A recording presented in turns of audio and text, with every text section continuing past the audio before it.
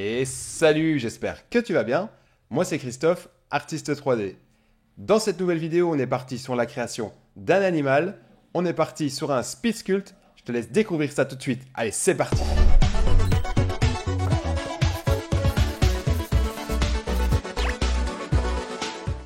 Alors, on est parti. On met en place la forme du visage. Donc de la gueule ici. On repart comme d'habitude à partir d'une forme qu'on a déjà créée. Hop, on duplique. On utilise l'outil Move. Encore une fois ici, le but de cette première phase, c'est de mettre en place les formes générales. Voilà, encore une fois, on utilise le même objet hop, pour les oreilles, auquel on rajoute un mirror. On va mettre donc en place les formes. Ici, on va mettre sa crinière. Voilà. Donc ici, on veut une belle petite crinière, bien présente. Voilà, une petite crinière bien présente ici, qui prenne bien du volume. Alors, on duplique, on est parti pour le corps. Voilà.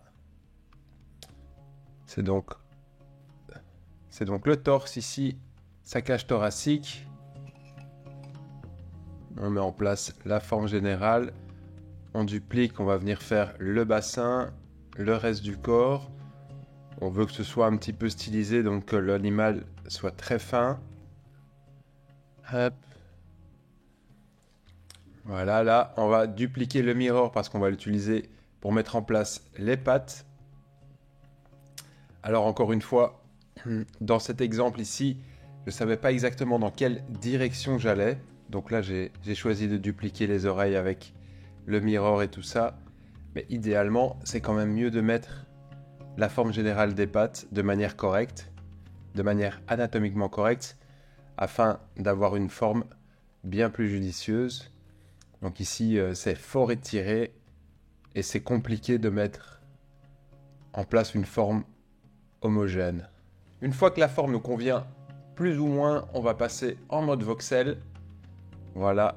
Ensuite, on va venir ajuster ça, encore une fois, utilisation de l'outil Move. On va donner cette belle forme qu'ont les pattes avant des animaux comme ça. Voilà, on met un petit voxel un peu partout avec une résolution relativement basse. Facile à manipuler pour donner encore une forme générale. Voilà, pareil, on passe sur la tête, le visage, la gueule.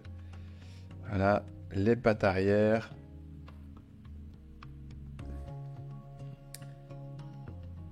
Voilà, on peut peut-être bien, voilà, agencer le corps maintenant. On le fusionne pour en avoir qu'une partie.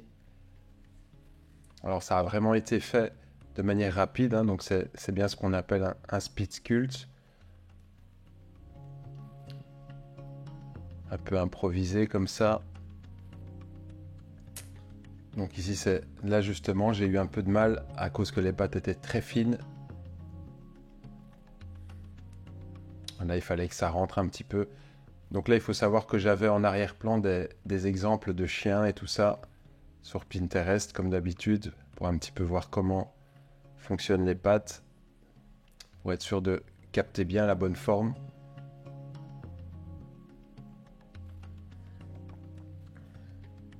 Voilà, tout ça ici maintenant, c'est de l'ajustement.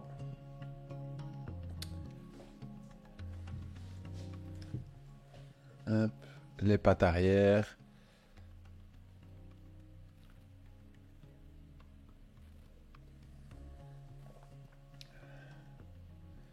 Ça, on les incurve un petit peu comme ça pour que ça donne un peu plus de dynamique à la pose. Voilà, on vient rajouter du volume ici. Au niveau de la crinière. Quasiment une crinière hein, pour ce chien. Là, on va vite venir faire sa queue. Encore une fois, l'outil tube.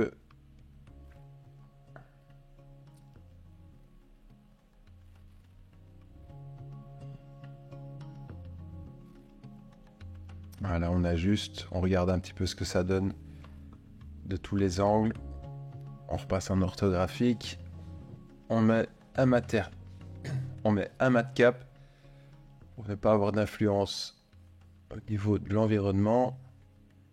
Voilà. On va venir commencer tout doucement. Là, on vient créer donc les yeux. Encore une fois, des sphères en mirror, tranquille.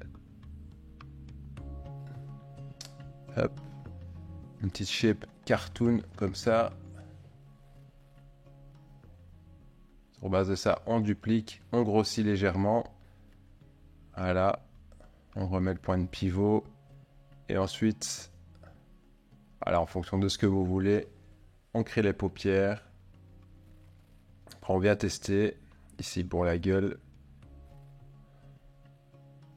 Voilà, le museau.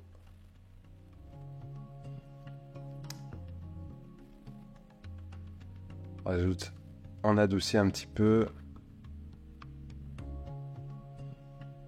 Là, je voyais que c'était pas bien centré, donc là, voilà. On va refaire une petite symétrie. Important de s'en rendre compte à temps avant de faire trop de boulot avant. Aussi un petit test. On voit ce que ça donne. Alors. Voilà.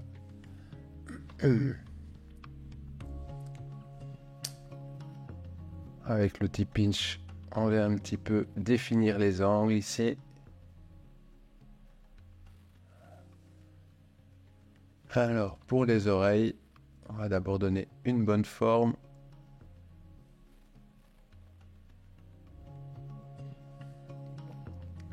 Idéalement, il aurait fallu partir d'un cône. On dirait qu'on a plutôt une tête de chauve-souris.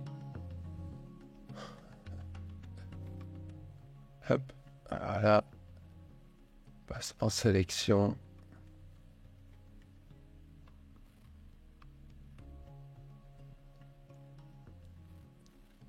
L'importance de bien savoir jongler avec les points de pivot et tout ça, la symétrie.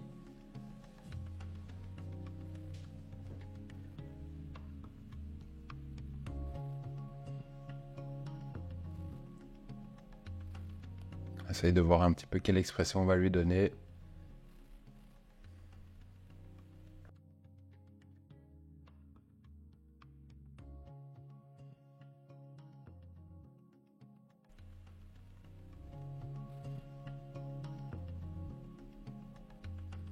Hop, la forme du crâne ici.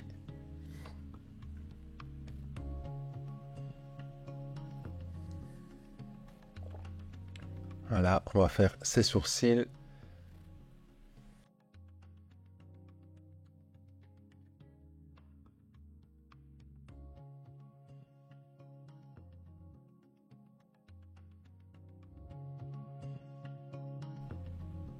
Voilà, les oreilles un petit peu vers l'extérieur aussi.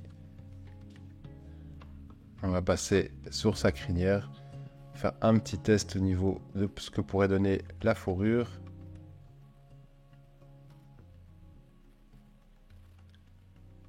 On dirait qu'il a une grosse barbe.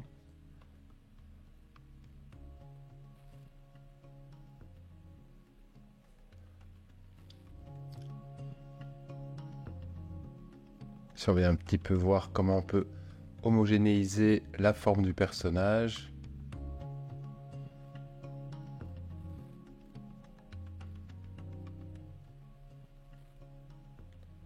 Donner un petit peu de volume à certains endroits.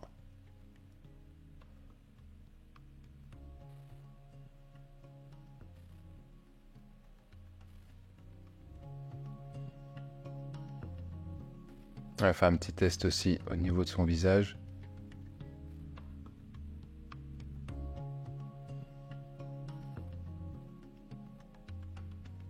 Ouais.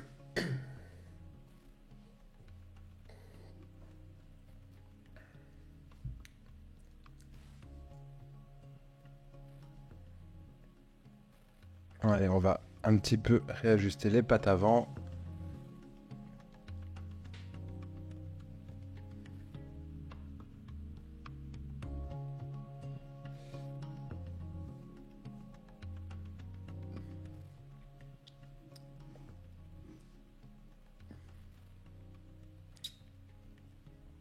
Voilà, tout ça, il aurait fallu mieux faire en plusieurs parties pour pouvoir plus facilement revenir sur les proportions de certains endroits.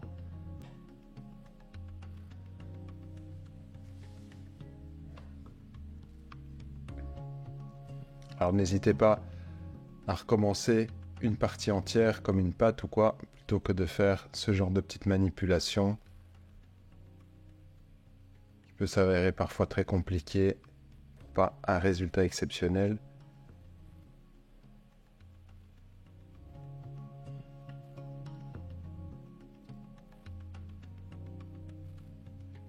Voilà, la forme commence tout doucement à apparaître. On va venir rajouter encore un petit peu de détails au niveau des pattes. Ça va lui donner quand même une forme acceptable.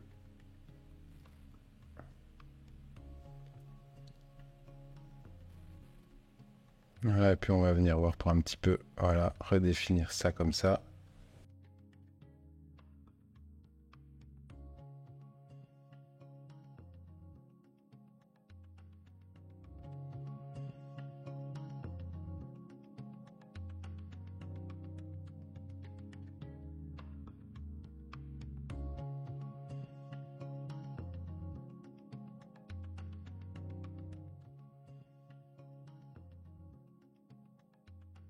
Hop, on va venir, voilà, finaliser la queue.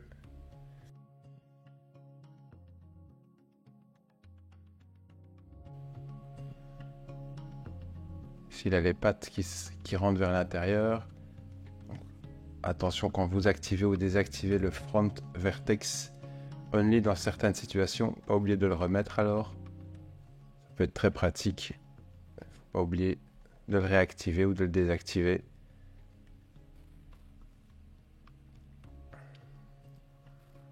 Hop. À même principe. Je vais mettre un seul pour voir à quel niveau arrivent les pattes. Voilà, donc on va un petit peu tirer là-dessus. Il y a ces chevilles qui enflent, je sais pas si c'est bon signe. Voilà, hop.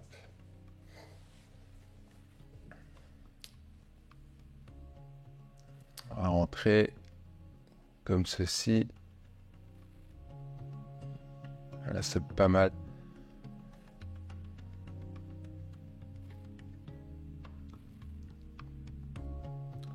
On regarde bien pour que ça matche avec le reste du corps. Et après, quand ce sera bon, on va merge tout ça.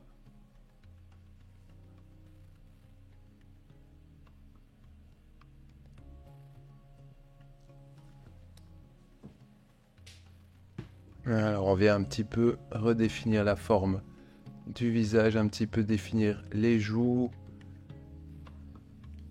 Je retire finalement les poils.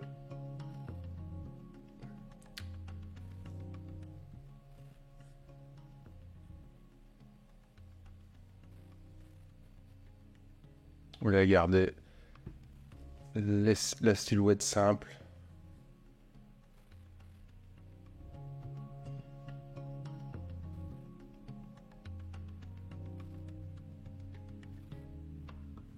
Voilà, on smooth tout ça. Là, je vais essayer de mettre un petit peu d'asymétrie au niveau de la position du personnage. Hop.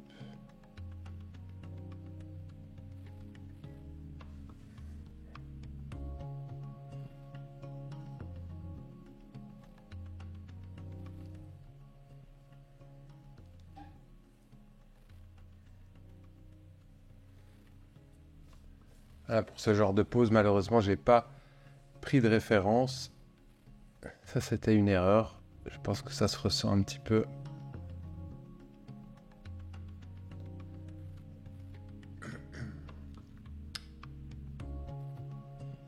Je vais voir un petit peu comment retirer la symétrie du personnage, donner un air un petit peu plus intéressant. Donc là, je vais utiliser l'outil pinceau du masque. en désactivant bien sûr la symétrie. Hop. Et bien regrouper tout ça afin de pouvoir mieux contrôler la position de la tête.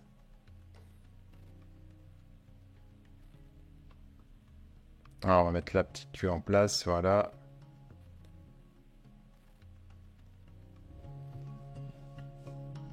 Regarde ce que ça donne si la silhouette nous intéresse. Alors maintenant, on vient réajuster ici la fourrure au niveau de l'asymétrie. En un mot,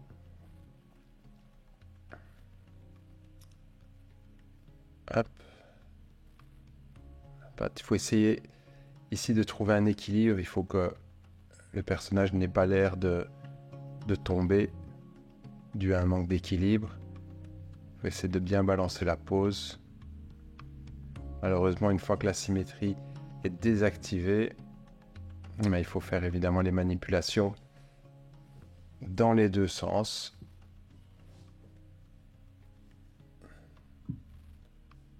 Encore une fois, pourquoi ça aurait été mieux d'avoir des parties distinctes à ces endroits-là, afin de pouvoir les manipuler facilement encore par la suite.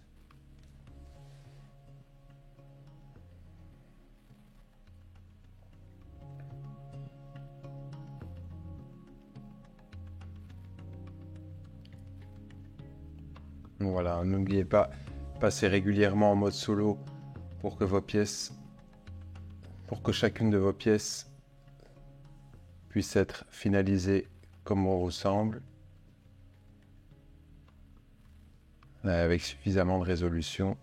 Là, on peut passer de l'inflate au smooth sans trop de problèmes. Là, je vais retirer. Là, par contre, je vais réactiver la symétrie, mais de manière locale. Par la suite, ici.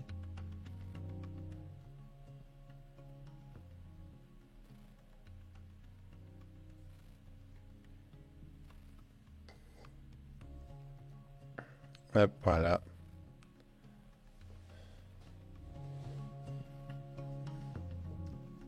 Encore une fois, là, c'est quelques petits ajustements. Je vais voir s'il ne vaut pas mieux refaire certains endroits. Voilà, le bas des paupières ici.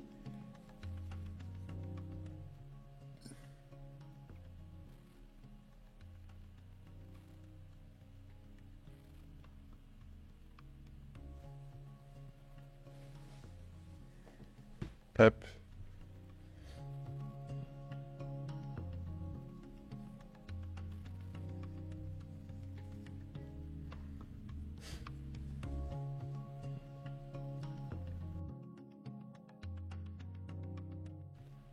Voilà, ici on va venir mettre les couleurs. Alors, je suis parti sur, à la base, un loup blanc. Donc légèrement bleuté. Je vais mettre un petit éclairage de base. Je désactive les ombres. Ensuite, je duplique. Là, je vais faire la rim light. Voilà, j'active les ombres.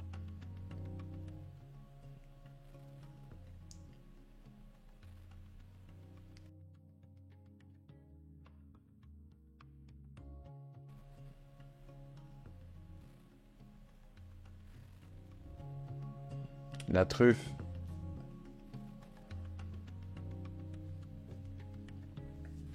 Mais là, je sais pas, j'avais décidé de partir un peu en freestyle de couleurs froides sur du mauve. Je pince ça vite fait à l'arrache. Le mauve, ça peut servir pour les zones où il y aurait plutôt de l'ombre.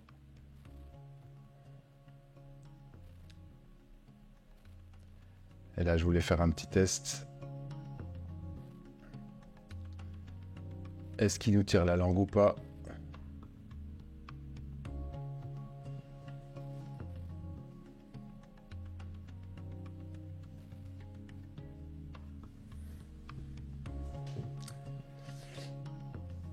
Qu'est-ce que vous préférez?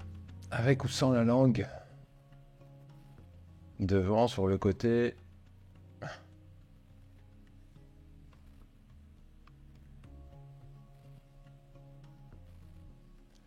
Alors ici, je vais donc retirer le miroir, c'est pour qu'il ait un regard asymétrique aussi, donc qui regarde dans une direction. Voilà, là je viens continuer la peinture.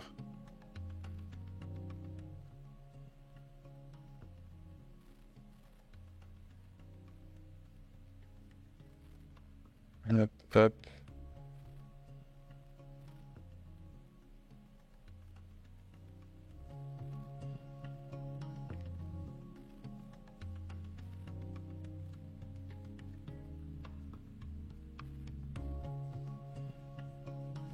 Et on adoucit ici.